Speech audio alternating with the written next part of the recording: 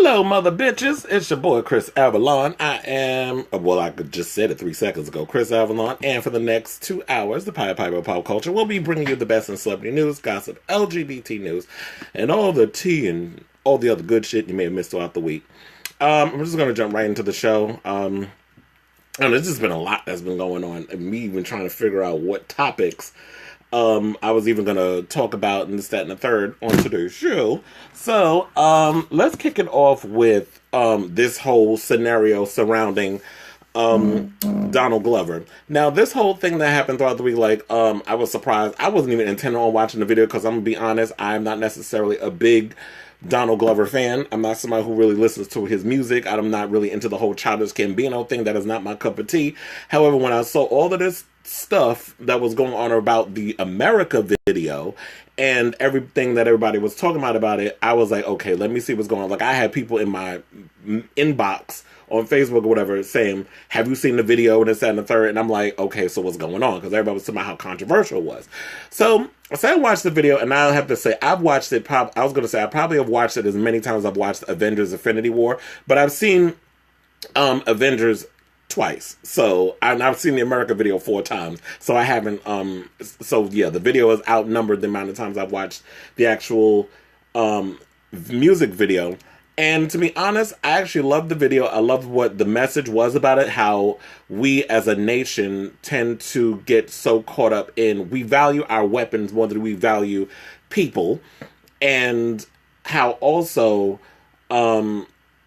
what our current administration represents the reality of America, which is we have so much shit that we're doing. I'm dead. Kawar is like calling my friend, calling people pussies and shit on here. But anyway, what's up, everybody who's watching on Facebook, by the way, and I'm also on the radio. If you want to hear like the music and everything that's going on in the background, definitely head over to alldigitalradio.com if you're listening. What's up, everybody on Facebook Live? How you doing? Now to get back to what I was thinking. I thought the message was what it was, and I thought it was great, and this and the other, especially what we were talking about in this day and age of, where art is being questioned. People don't have how the government doesn't want people speaking on what they need to be, what we should be speaking on, this, that, and the third. And I'm totally against that. Like, I don't feel like, we always talk about the First Amendment and this, that, and the other, but it's like our free speech is great until it challenges the other person. So I loved what Donald Glover was saying in the message and all the stuff of how America is a representation of what it was in that video, which is, you know what, I'm going to have all these different things going in the background, like the guy on the white horse who was the angel of death, who was chasing the man down the, across the room, and then people were falling from the ceiling, and then people getting shot and killed, and it's just that sort of thing of like all the different distractions that was going on in the background to take away from, and then of course the black man smoking weed at the end implies that he's crazy or something's wrong with him. So there was different symbolisms that you catch in the video when you watch it numerous times. What I think, I was all for it and everything until the bigger narrative came along, which was people had a problem with someone like Donald Glover giving this message because he's married to or in a relationship with a white woman and has 2 kids with a white woman or whatever. So apparently it became a race thing. So they felt like the question bringing up, can you be pro-black while dating outside of your race? And my answer to that is, of course you can. But people feel that because your wife isn't black, your children aren't black, and everybody around you, you don't have this Ungawa black power idea surrounding who you are as a person, that you're less than a black guy. And to me, it's like, what has Donald Glover done that has gotten people, black women particularly, and some gay black men who I've read on my timeline about this shit, what has gotten them so bent out of shape that they feel like, oh, if anybody who mixes races or isn't necessarily this, this full-on Black Panther whatever, because all of a sudden they discovered Colonizer 3 months ago. When did Black Panther come out? February. Because now it's on DVD and Blu-ray. If you don't have it, go out and get it.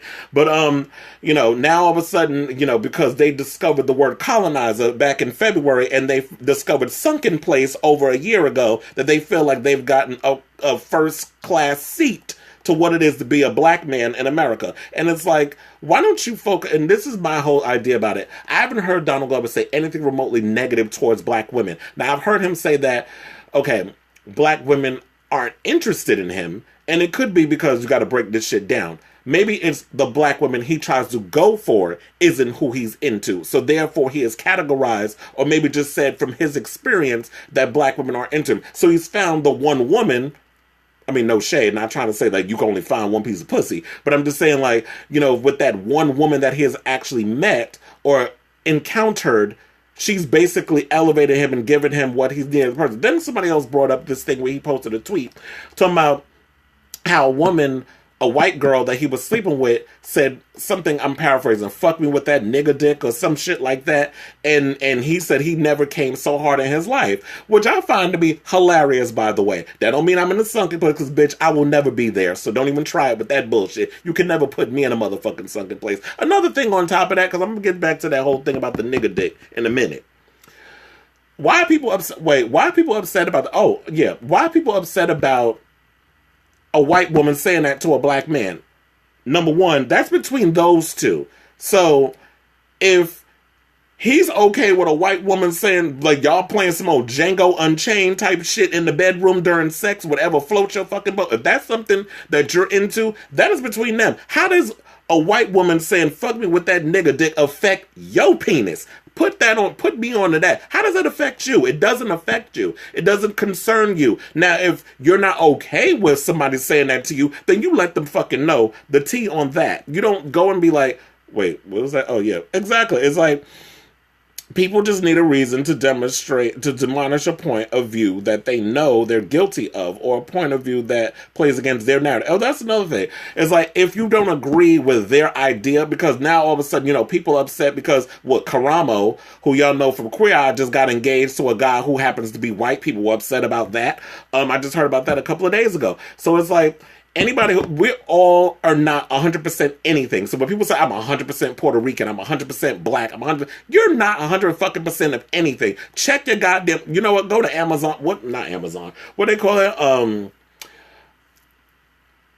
it begins with an A too. When you Ancestry.com, I don't know why the fuck that escaped my mind. Go to Ancestry.com, go to a DNA expert, have them check it, but guaranteed you got a whole lot of shit swimming up in your bloodstream. Trust and believe on that. Nobody is 100% anything. Or I think a lot of times when people have a problem with mixing, whether it's black people have a problem with somebody mixing race, or white people having a problem mixing race, it's your own insecurities, or maybe the fact that you wonder why that person isn't into you as a person. So you're mad because that person has found somebody who they're into. And it's sort of like, me personally, I don't give a shit who Donald Glover's having sex with, who is it? Mike Coulter from Luke Cage. His wife is white. I don't give a fuck who he's messing with. I don't care about all these other people. Why don't you focus on the black men out here who are actually doing good, that are in relationships with black women? Will and Jada, Barack and Michelle, Beyonce and Jay-Z. These are prime examples, but you want to focus your energy on why Hollywood, there's so many black people hooking up with white folks. Why do you fucking care? At the end of the goddamn day, they have to live with this person, and they have to deal with whatever the bullshit they have to deal with. So I don't want to get so caught up on this. So do I have a problem with Donald Glover? The whole thing, like I said, with a white woman and say, oh, fucking with that nigga. Like, if y'all into slavery role playing, you go ahead and do whatever the hell you want. If y'all want to start whipping people and putting people in shackles while, you got a shackle around your neck while you fucking a bitch up against the wall. If you want to do that shit, then go ahead and do all of that. That's your business. Everybody's got their kinks. Everybody's got their own shit they got to work out in their own lifetime, in their own bedroom, do whatever.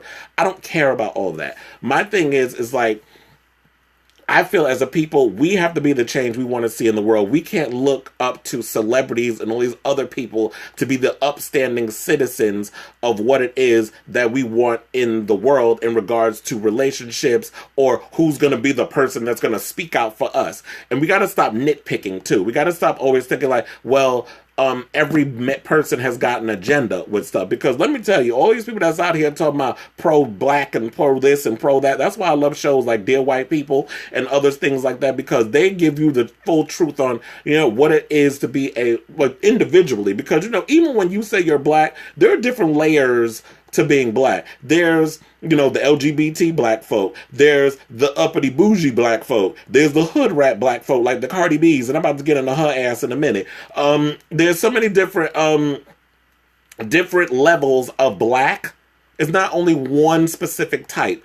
It's like with any race. There's different levels of white people too. There's like the thieving rich folk, like the Donald Trump types. There's the the trailer trash white folks, the ones that we see like the Whoa Vicky bitches and stuff, trying to act like they one thing when they a bunch of dumb bum bitches. They're in the Danielle Bergolis, these ratchet hoes that y'all trying to make into something and think that shit's funny. And then that other one, I don't know what the fuck gender it is, Lil Tay, like somebody to slap the soul out of her fucking body or his body. I don't know what the thing, I don't know if it got a pussy, I don't know if it got a dick, I don't know if it's trans, if it's non-binary, I don't know if it needs to go and be dragged across the RuPaul's Drag Race stage by a tire.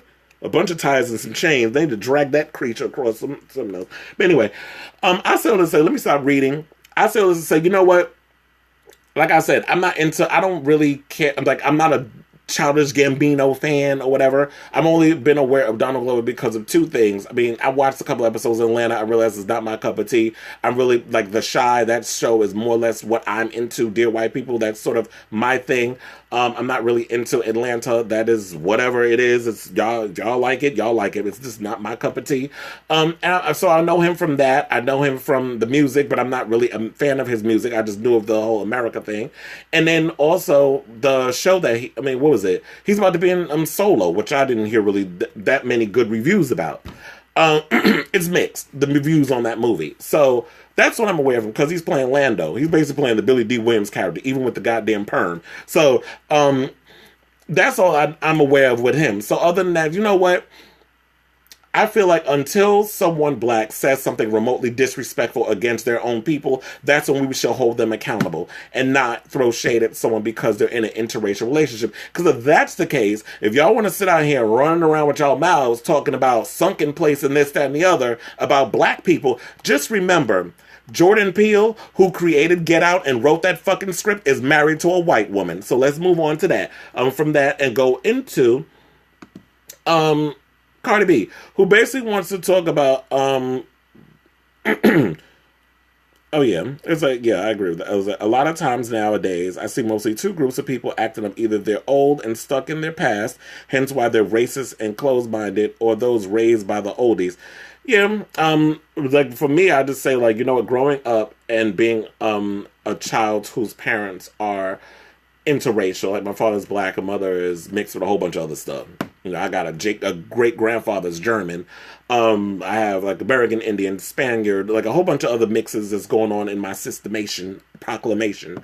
So I tend to look at things in a balanced sort of way. I don't look at it as either one or the other, black and white. And if you don't agree with my opinion, then you're in a sunken place or whatever. So I'm gonna have to remind these hoes that every time y'all want to talk about motherfuckers in a sunken place because you want to think that your bigotry, is correct. Just like I said, just remember, Jordan Peele's wife is a white woman. So if you want to sit and start quoting black men about stuff and want to measure and do all this other bullshit, just remember what pussy he's eating every night, and it ain't a black woman's. So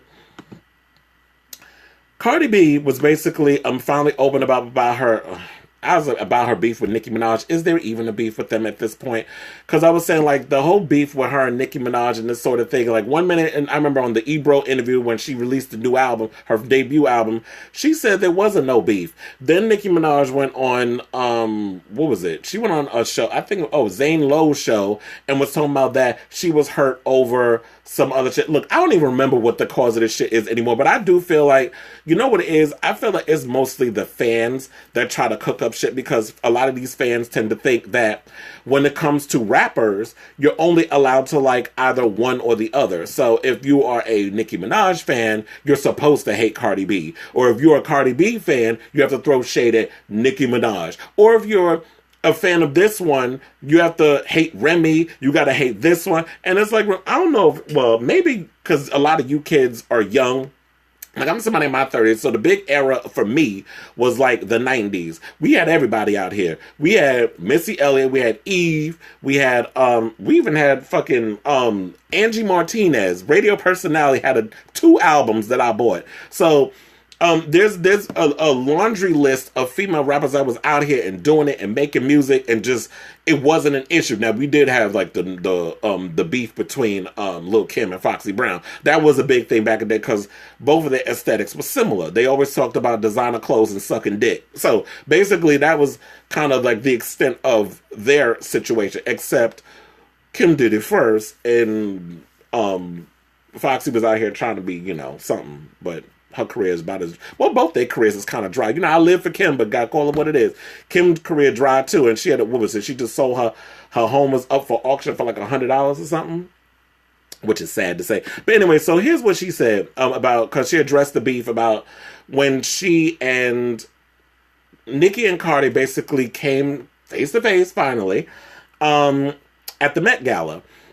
And she went on Howard Stern, and this is what she said. So she said, I never was feuding with anybody. There was a misunderstanding. I think she felt a certain type of way about something. I definitely felt a certain type of way about something. I didn't want to ever talk about it in public because I felt like we're going to see each other and we will talk about it. And it's always like little issues, but you know, fans are always going to make it a big thing.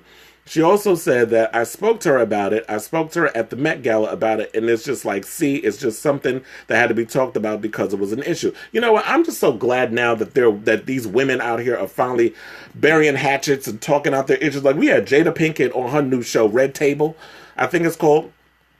And she was talking to Will's first wife, Cherie, about their beef that was going on that they had, and she was talking about, well, that's my house. Like, there's a whole bunch of stuff. If you go on Facebook, you could definitely, because it's a Facebook show. And you know what, Wendy Williams? Let's get into your mannish ass for a second. This bitch had the fucking nerve to go in there and talk about, isn't doing a show on the internet, basically, but like what low class people do. Like, bitch, you better be glad somebody's actually sitting through 20 minutes of your fucking show for you to even be talking about anything, because your show, the only good thing about your show, your tired ass fucking show, is hot motherfucking topics. So if you're gonna sit up here and try to talk shit about people, because bitch, you ain't been able, I don't know, since maybe your thyroid shit's been going on and your eyeballs damn near popping out your goddamn vagina, maybe what the reality, I have a love-hate relationship with Wendy Williams, I will say that. So ever since then, I have to say, like, you know what? Her interviewing process is horrible. She spends like, and mind you, she got like a 7-minute segment where she gets to interview celebrities. She spends like a good 2 minutes talking about somebody's aesthetics. Like, why are you even focused on somebody's hair and how white their teeth are? And, oh, you work out. Oh, my God, your skin looks flawless. What are you, like, bitch, why are you so focused on somebody's genealogy or if they have plastic surgery or not? Because your dry ass don't give a fuck about it. Well, first of all, she don't really get nobody. Because if she interviewed that fucking Chrisley family one more goddamn time on her fucking show, I'm literally gonna strangle someone and go to well, I wouldn't go to jail over that. But I mean, I'm literally gonna lose my shit because she gets my. So for you to shade someone's level of, what is it, creativity or however else it is, to me it's ignorant. Because these days, if the bitch was even smart enough to know, but then again, she produced that Aaliyah movie, which was horrible, so she don't know shit about being creative or production or whatever. Like, when you go and do dry-ass movies like the Aaliyah story, I cannot take you seriously. But it doesn't matter where your come-up is, because these days, everybody is doing shows wherever. It doesn't matter. Like, everybody's doing, like, I do a show on Facebook. I'm working on an actual web show, like, on-camera thing that I'm going to be doing for Facebook, too. So, or not just Facebook, but YouTube and a whole bunch of other, but so there's so many different avenues that you can use now to, broaden your creativity. And so for Wendy Williams to go and throw shade at Jada Pinkett for doing a talk show on Facebook, to me, it's just ignorant. And it just goes to show your lack of knowledge. Because guarantee when the Wendy Williams show gets canceled, I'm definitely sure this bitch is going to be looking to the internet to be trying to make herself relevant again. Or unless she planned on going back to radio, and radio is dry as it is now. Nobody's using like real, like regular radio stations. People are going to Sirius. People are hooking up with, like, look at Ebro. Ebro got like 10 damn jobs doing different radio shows because radio ain't paying shit nowadays. So I say all this to say, like, to get back to the whole Cardi B situation. Or because I was talking about like women basically, working out their differences or whatever the case is. I do like, because I think people get so caught up in cat fights and women, fighting and this and that, and it shouldn't always be that. And I don't think like, in this day and age, I think Cardi needs to focus on what she's doing. I think Nicki needs to focus on what she's doing. Stop being so damn insecure every time some rapper comes out, and stop listening to your camp and whenever, because they trying to start shit, because this is a thing that's always going on in the music industry or even film or whatever. When it comes to women, y'all always trying to pin people against each other. You don't want anybody else to succeed because you're listening to these idiots that you have in your payroll, and then there's this feud, and then you haven't discussed it with the person, so you're believing what this person's telling you, and you're going around fighting and doing all this other stuff, and y'all shouldn't be doing that. So I'm glad these two have worked it out, and let's just hope. I don't even want to be like, well, they're gonna collaborate. I don't really give a shit. Just go off and do your own thing. But yeah, it is what it is. So let's. So speaking of Cardi, because I got a couple of stories on her. Azealia Banks did an interview yesterday. There's another rapper that I happen to like, but she's a goddamn internet troll. Let's just call it what it is. Azealia, love the music, but you're a damn troll. She basically spoke about why she called Cardi B an illiterate, untalented rat. Which is hilarious, by the way. But what she said in the interview was basically that she didn't think the bar would be lowered so much, in regards to that people are basically saying that those of us who like Cardi B, we've lowered our standards because we like what she does. And I think maybe what's really drawn me to Cardi B more or less than her music is the fact that she, her personality. And let's say like her personality is what made me like Cardi B and maybe drew me to her more. Now, every now and again when she goes to does the and all that bullshit, it gets on my fucking nerves. Trust and believe. Like when she starts overdoing it, it gets on my nerves. But you know who makes it even worse? Like, I'm about, like, who really irritated the shit out of me? Her damn sister, Hennessy. I don't know who's more annoying. I don't know if Cardi or Hennessy is the most annoying. Because I was watching Hennessy on, she's on MTV's The Challenge, Champs versus Stars or whatever. She irritated my entire soul on the 2 episodes that she was on. She left because, she was saying, I'm here for charity and I don't want people bullying me and picking on me and stuff. Because, that's what the champs do. They basically, their whole thing is to get under your skin and piss you off and want you to lose your shit so they can kick you off and they can get money. This is always their strategy because they don't have anything to lose. I mean, and if you're a D-list celebrity like Casper Smart and the rest of them that are on there, you don't have anything to lose either because you don't have much of a career to begin with. So that's why you're doing these type of shows. But I was going to say, like, the 2 people I can't stand on that show, but they do make for good TV. Casper Smart's gay ass, and Louise, that old stank British bitch. The way they act on that show really works my nerves. I don't know who's worse. Those two or the vixen over on RuPaul's Drag Race. But you know what? That bitch been eliminated. Oops, spoiler alert if you didn't watch it. Sorry. But, I should also be saying, like, you know what? Shout out to DragCon, because I just heard, I remember, like, DragCon kicked off, I think yesterday, or was it today? Because I did see Ru cut the red tape, or the pink ribbon.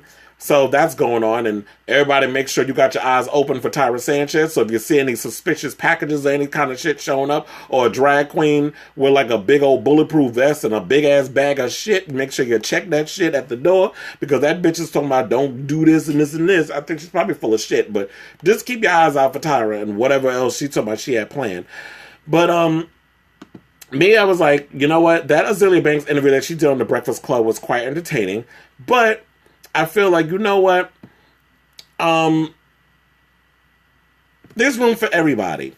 If people want to listen to a girl rapping over house music, listen to Azealia. If you want to listen to rap, like pop rap, or basically somebody always reciting the same old I'm the queen, I'm this, I'm that, with the same basic ass rhymes, then listen to Nicki Minaj. Because to me, I was like, I liked her in the beginning, but to me, it's just like she's repeating her raps. Her rhymes have become a little repetitive.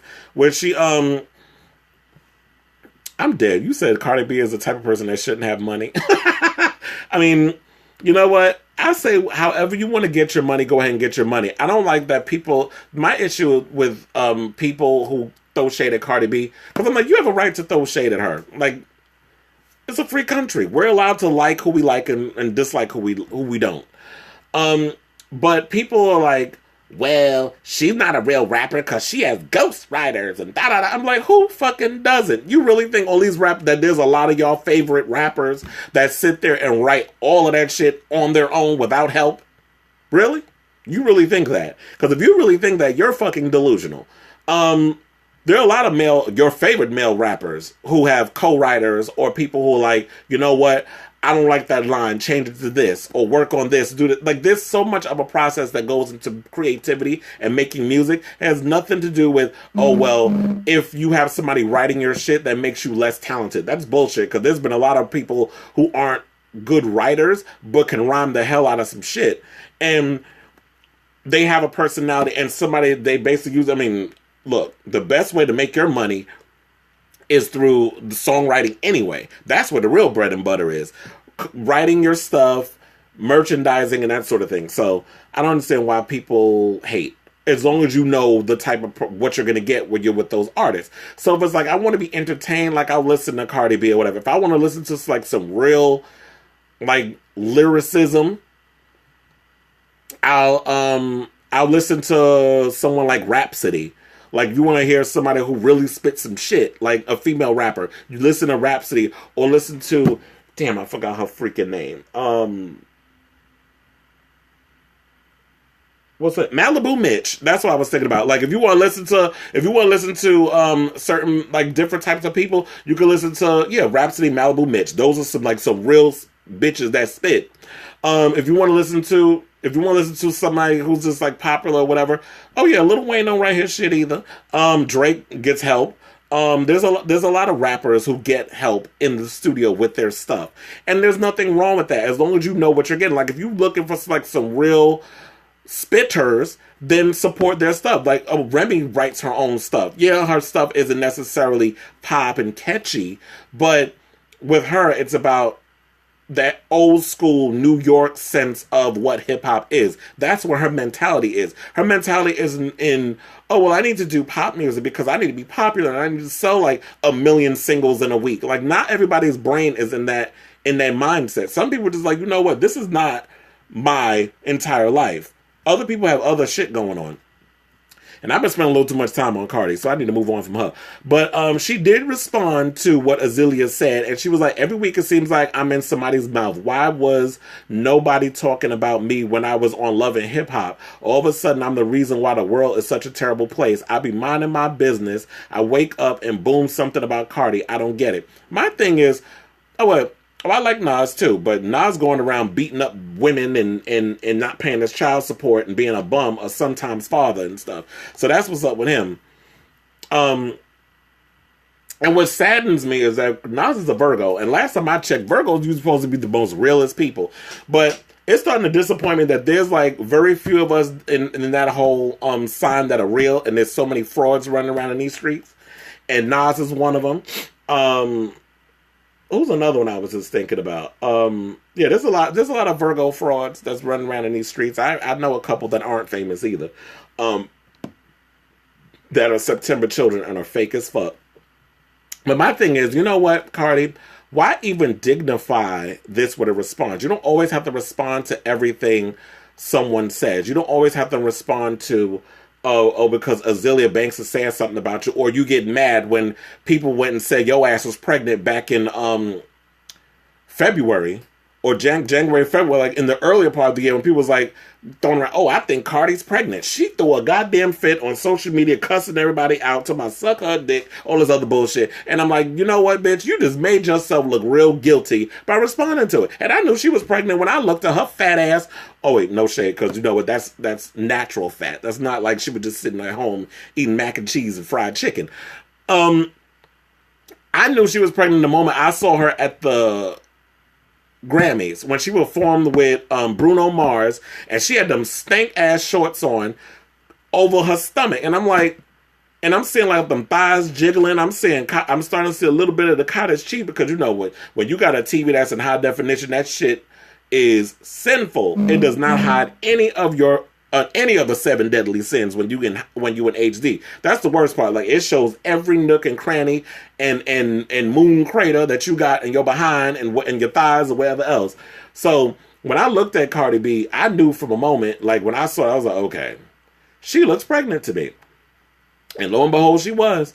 So, Cardi, you know what? I know you're new to this business, but you're going to learn soon enough that you don't have to respond to everything and anything. The one thing she didn't respond, and I guess maybe she learned this, was when she went on Howard Stern. She didn't even talk about the alleged beatdown that happened at the Met Gala, which I saw a couple of clothes and stuff. One of the ones I was really disappointed in was, what the hell's her name? Madonna, because it was about like the whole religious theme and stuff. And I would have thought, like, out of everybody, like Madonna, that has pretty much been your entire foundation for your career. I really expected her to step it up in regards of the fashion, but she didn't even do that. But I do forgive you, because you know what? You gave a good performance of Like a Prayer, and them vocals was on point. So I know a lot of people always like to throw shit about Madonna can't sing, and I was like, oh yeah, okay. You keep believing that shit if you want to, because if you think Madonna can't fucking sing, then clearly, I don't know how you have a 30-year, like you lasted over 30-something odd years in this business, and you can't sing. How is that even possible? So, and clearly you've never heard her live or seen her perform live, because Madonna can hit a note and keep it and maintain it. So don't cry for her, Argentina. Okay, so let's get into because I know like we're going to talk about the whole I want to get all this whole Me Too stuff out of the way, because it's still going on. Harvey Weinstein's estranged wife, Georgina Chapman, you know, who runs the Marchesa fashion line and is a judge on Project Runway All-Stars, which has ended, I believe, about a month ago, is finally breaking her silence about her soon-to-be ex-husband, and she says that she was terribly naive about the sexual misconduct allegations against him. She says, I have moments of rage, I have moments of confusion, I have moments of disbelief, Georgina told Vogue in an interview published on Thursday. The 42-year-old fashion designer said she worries most about the couple's 2 children and what people are going to tell them about their dad. And she says, I have moments when I just cry for my children. She said, what are their lives going to be? Chapman explained she's tried to keep out of the public eye since last fall out of respect for the women who accused Weinstein of misconduct, including Ashley Judd and Rose McGowan. She said Weinstein reached a $15 million to $20 million agreement to end their 10-year marriage, in which she'll receive custody of their children earlier this year. So that means, so if she's saying that they reached a $15 million to $20 million agreement to end their marriage, does that mean that's the type of money she's getting out of the marriage? Me, I don't really understand why you motherfuckers get married if that's all y'all be in it for, is the money. She also said her head was spinning, and said she dropped 10 pounds. I mean, even though she was already skinny, so what was she, like 92 pounds? Does she have to file for, being officially bulimic or anorexic? She said she dropped 10 pounds in 5 days, and it was difficult because the first article was about a time long before I had ever met him, so there was a minute where I couldn't make informed decision. Wait a minute. She says the first article was about a time long before I'd ever met. But you know what? This was going on throughout your marriage. And what I don't understand is, was she that naive that she wasn't really aware of the type of man her husband was, knowing full on well there was so many stories floating around Hollywood for over 30 years. There was even a movie I watched the other day, a horror film. I cannot remember the name of it, but I believe I posted it on my Facebook maybe a couple of days ago. There was a horror movie that was done where I think it was like a camping type horror movie that his brother Bob co-wrote, and I believe Harvey also co-wrote and produced it. It was done in Miramax like way back in the day, I believe like in the 80s.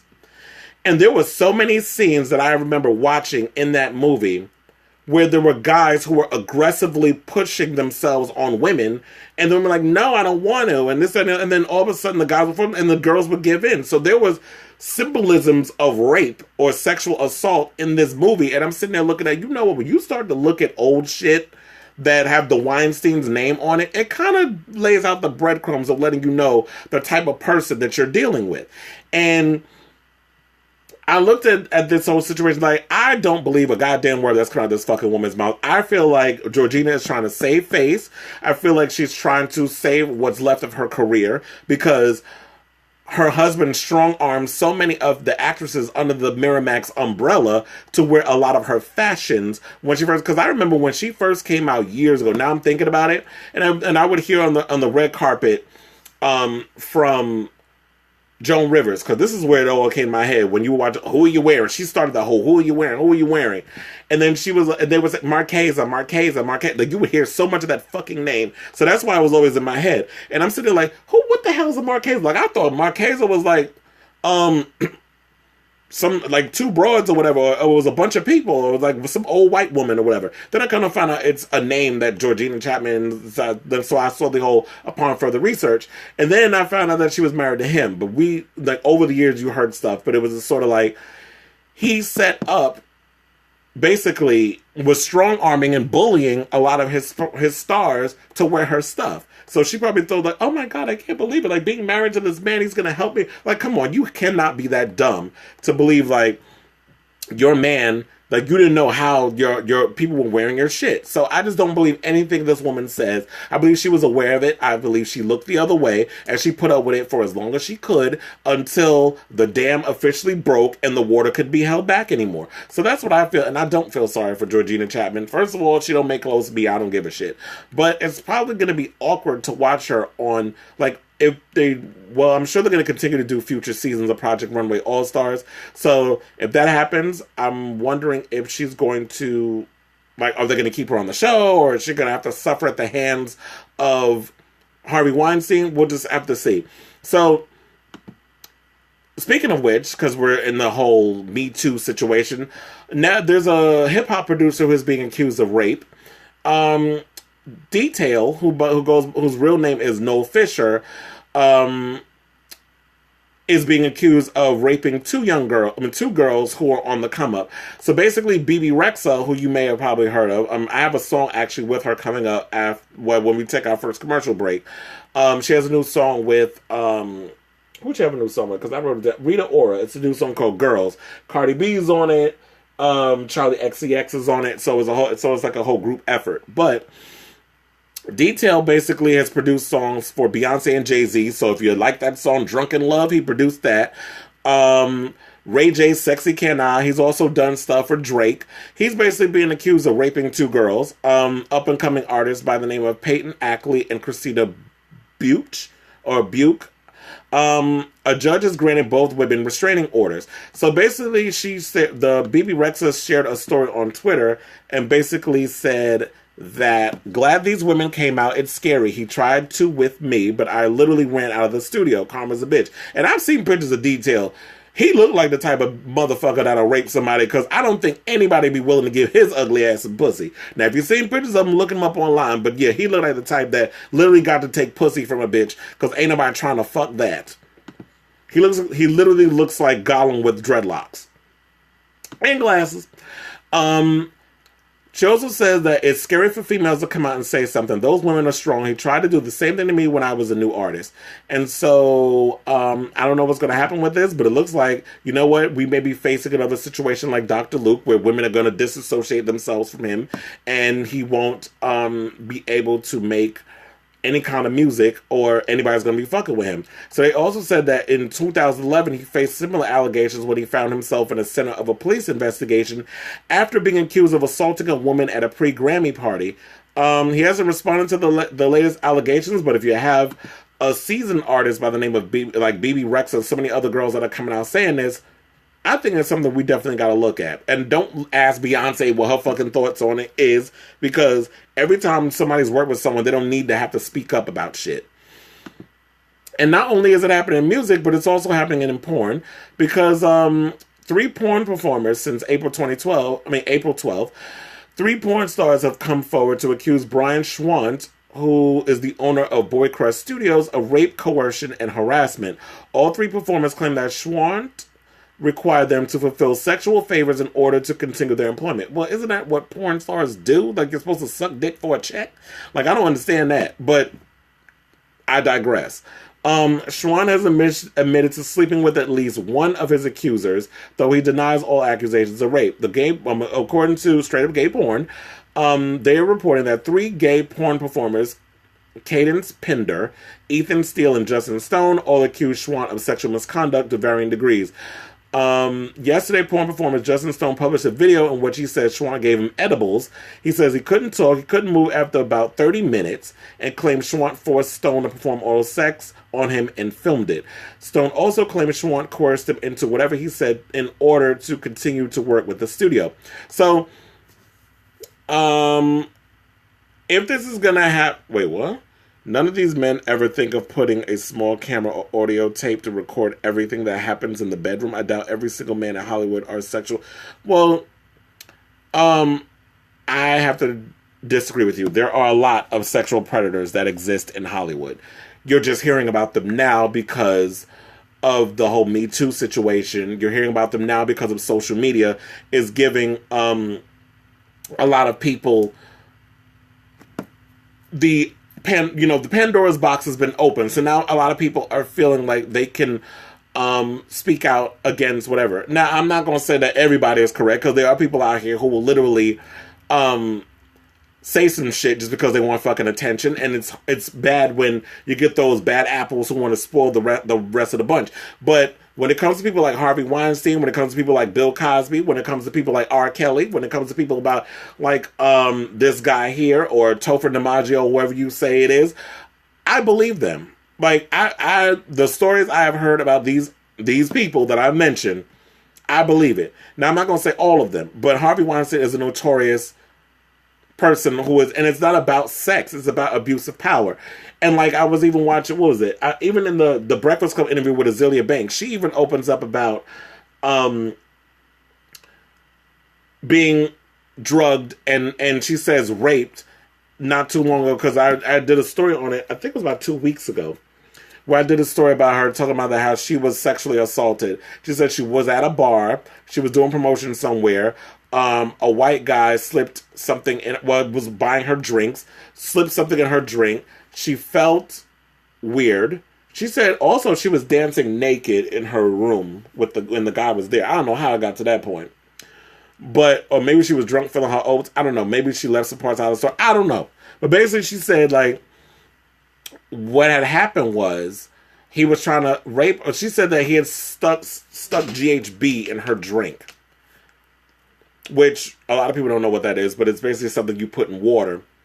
Or if you've seen the first season of Queer as Folk, you'll know what GHB is, because Ted, I remember, drank it and wound up in a coma. But GHB is sort of like a drug that people use that I guess that helps make you feel euphoric in a sort of way. But there's a certain amount that you take. If you drink a whole lot, it'll literally probably put your ass in the hospital or kill you. So you have to know the exact amount of GHB you need to take. I don't know. It's just, people with their drugs. I've never tried GHB, never planned on trying it. But yeah, she basically said, in regards to this gay porn story, I'll keep you guys abreast of it as it develops. But she was saying that the guy, like, her pussy wound up drying out, and then he wound up eating her ass. So I don't know how it got from that point. But it was just, I don't mean to laugh, but I'm just saying, like, so how do you sexually assault someone and you go to eating their booty? So it's just bizarre. I guess because you said, like, yeah, I do think that Russell Simmons is notorious and has done some shit. Remember, he was on that white powder back in the day too. And Russell Simmons wasn't Mr. Yogi that he is today back then. So I always say it comes with age and knowing better and doing better. So I think a lot of people have to understand that too. I don't know if the Leopard has changed his spots on Russell Simmons recently, but there have been women who have come out and said he's done things to them as far as like maybe a year or two ago. So, In other news, since we're on the whole adult porn thing, an adult site has pulled all the videos of Daryl Rowe. Blake Mason has removed all the videos featuring porn star Daryl Rowe, a Scottish hairdresser who was sentenced to life in prison last month after deliberately infecting 5 men with HIV. Rowe appeared as Benjamin York in a handful of films for the studio between 2014 and 2015. His Blake Mason bio read, "This buff Scottish guy is so hot, we could film him for days and never get bored." Yeah, that's the best you can come up with. During his trial, he received international attention. It was discovered that Rowe attempted to infect 5 other men by tampering with condoms after they wouldn't have bareback sex with him.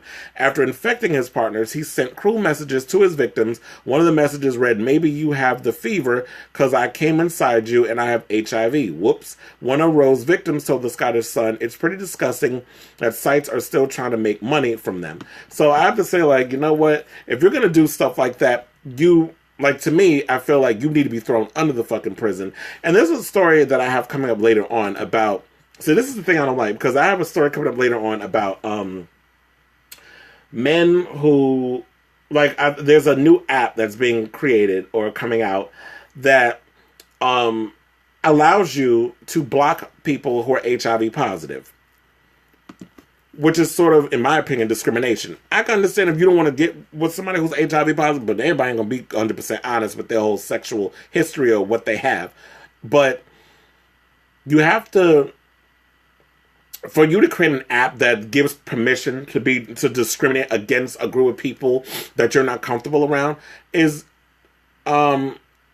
disgusting. It's amoral, and it's just, I just don't understand that. And for you to go around and take away the choice of someone who cares about their body, like, I feel like if you want to have unprotected sex and you know the risks, like if you're going to get with somebody, like you take your PrEP, you don't like condoms, the person's HIV positive but undetectable, and you work that whole situation out, then I think that's great. That's a decision made between 2 adults. But for someone to come along and be like, you know what, I don't like the fact that you want me to put on a condom, so I'm going to deliberately infect you with a disease, then you know what? You deserve to be thrown under the fucking jail. I don't like people like that.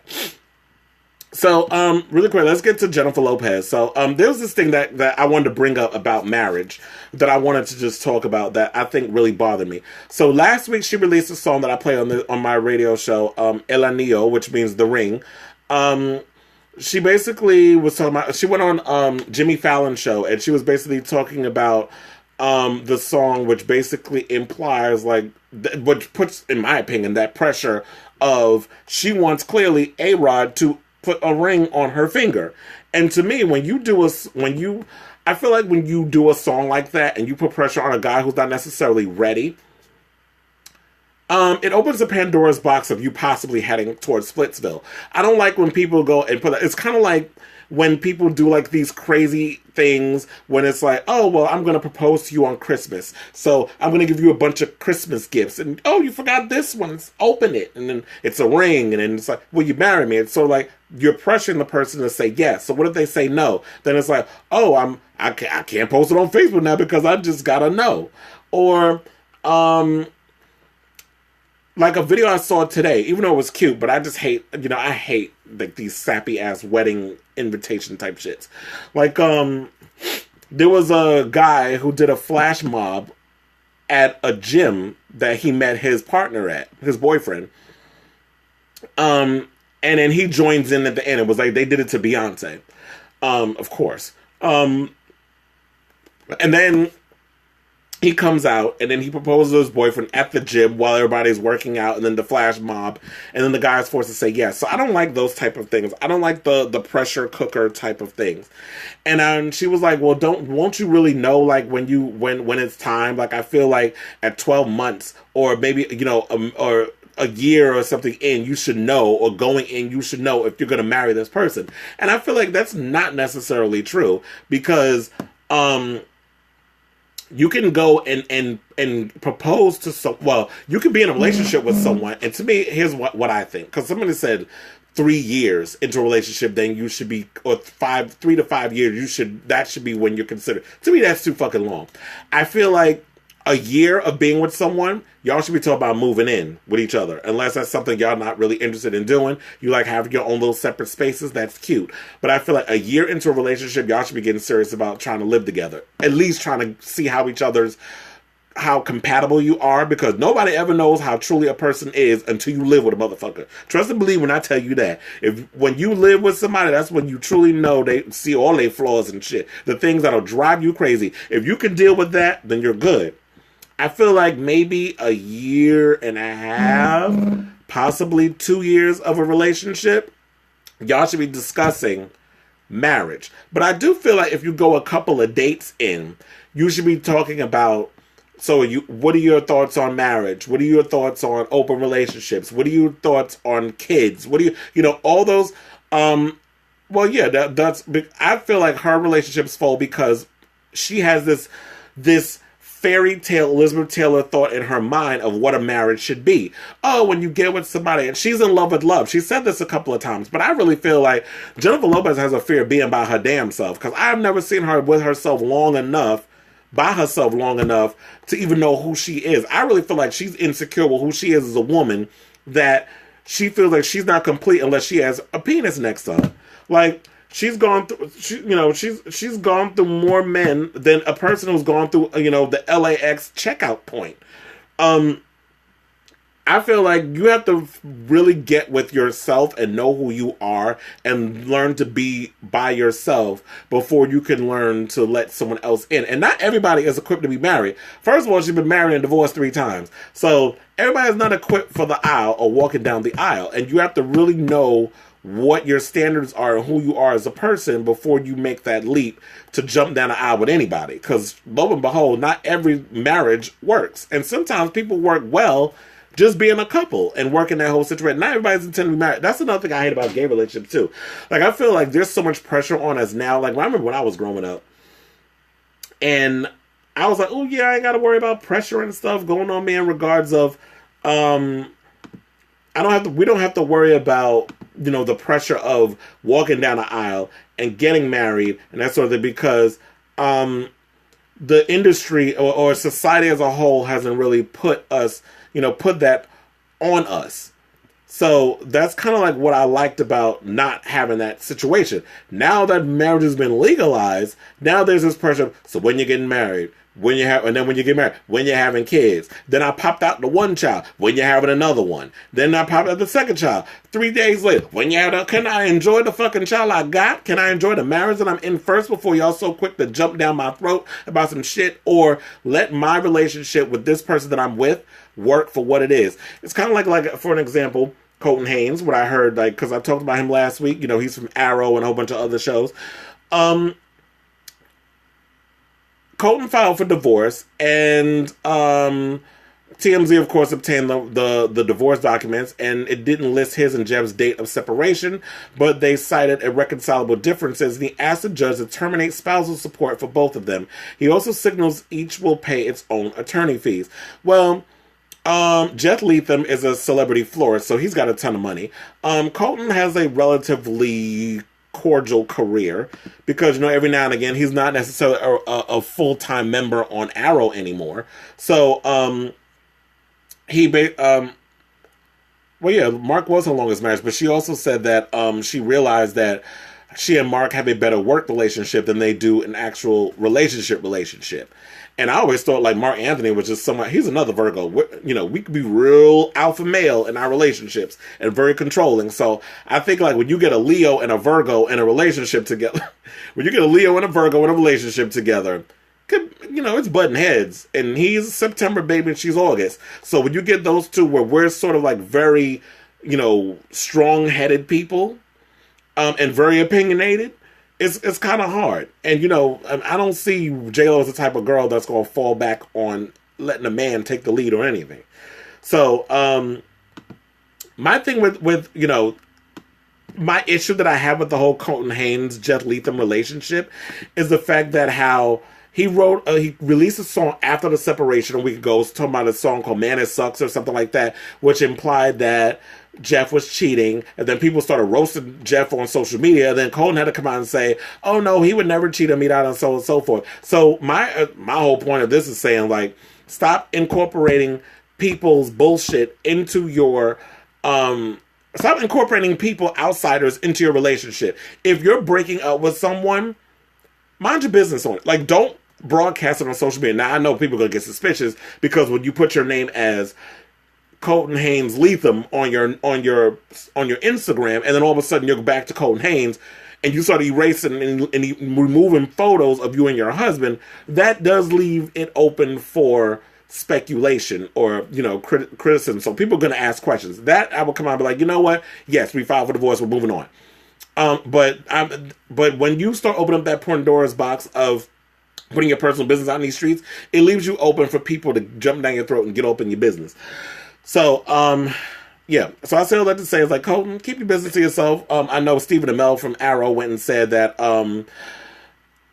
with the whole situation is that Colton's doing really well because, you know, they work on the same show together, and it is what it is. Stop jumping in people's conversations, people. Stop jumping into people's personal business. And stop speaking for other people that are your coworkers. Be like, ask them. I don't know. Like, he spoke to me, but I'm not putting his business out in these streets. It's for me out of respect of the people that I'm cool with. So we're down to the first hour right now because I was trying to rush through that because I don't want to get chopped in a commercial break. So when we come back, I got some news on Rihanna, that there was a guy that broke into her home and was waiting for her to come home so he could have sex with her. People are out of their fucking mind. So I got that story coming up. I got some tea about Tierra Marie from Love and Hip Hop pulling a Jasmine Sullivan after her ex-boyfriend released video footage of her sucking dick and him skeeting on her face on her Instagram. I got some Chris Brown tea. RuPaul's got a new gig beyond Drag Race that I want to talk about. And a whole lot of LGBT news. So, oh yeah, and I got some Janet Jackson stuff. So this is a whole lot of shit I got to get to. So what I'm going to do right now is we're going to play Rita Ora's new single, take a commercial break, and then come back with some Azealia Banks. So don't go anywhere. We'll be right back with the Kris Avalon Show. And right now, I'm going to cut off this Facebook feed because we're down to the hour, and I want to be able to reserve because I can't play music on here. So if you're ready to come back, wait till you see me go live and all that good stuff.